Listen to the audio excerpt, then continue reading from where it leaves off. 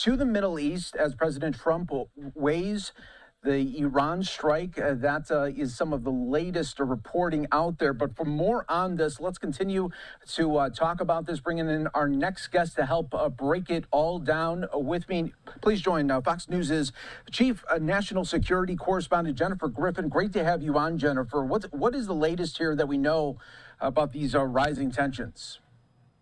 Well, thank you, Mike. The State Department today announced new sanctions against Fardis prison, where many female political prisoners are held.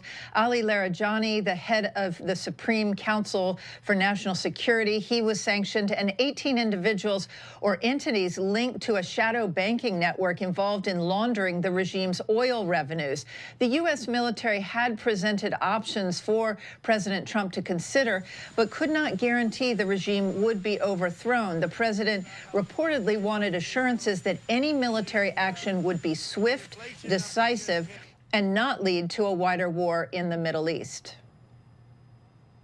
It's out there that are, in my view, not accurate. President Trump's resolve is not the question. The question is, when we do an operation like this, should it be bigger or smaller? I'm in the camp of bigger. Time will tell. I'm hopeful and optimistic that the regime days are numbered. Senator Lindsey Graham is heading over to Israel this weekend to discuss options. So what would the president's military options look like? The U.S. military posture in the Middle East was not ready for a decisive strike. It had no aircraft carrier in the Middle East for the first time in years because the Pentagon ordered the USS Ford to the Caribbean. Yesterday, 2 aircraft carriers left San Diego and Norfolk. It's not clear whether they have orders to proceed. And the USS Lincoln in the South China Sea may be repositioning to the Middle East, but would not be in position for another week or 2.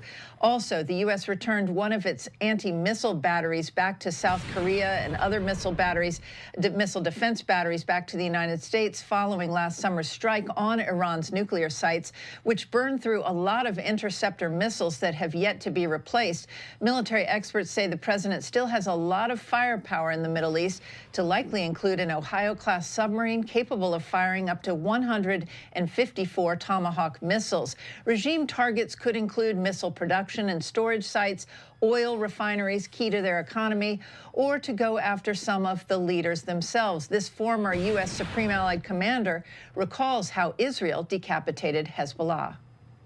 The Israelis use cyber attacks to bring leadership together so that they could bomb and kill the leadership. So there are multiple tools that can be used in different ways to cause these very same kinds of problems to this regime.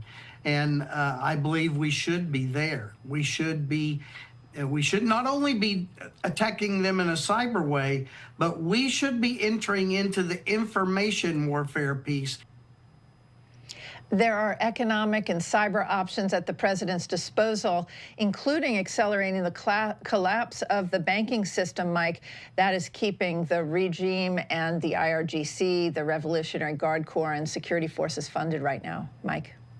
Jennifer, it has been such a week here with these tensions. I think a lot of people were surprised yesterday when President Trump made some news inside the Oval Office saying that, you know, he felt like the killing was over in Iran and really maybe stepping back from his red line that he put really in the ground.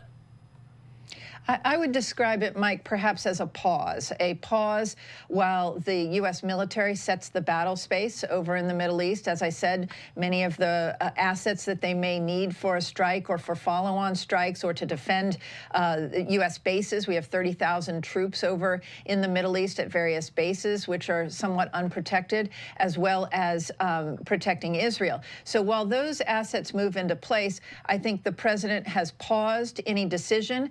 He has has put on these sanctions. He is still sending a message that he stands with the protesters, but he's also given a warning to the regime that if they carry out any hangings, there are about 800 hangings that were slated to take place today. They did not occur as far as we know. He'll be watching very carefully for if there are any violence against the protesters, if the protesters continue going into the streets, and if the security forces continue mowing them down, or if those hangings resume. So things are very much fluid as we speak. From sources that I've spoken to, the president has not made any final decisions. I think it's significant that Senator Lindsey Graham is going over to Israel right now to see what their needs are, and you know, they're talking to allies. There is a diplomatic piece to this, but I don't think this is over at this point, and I don't think the protests are going anywhere. Jennifer Griffin, thanks so much for joining us. Great reporting as always.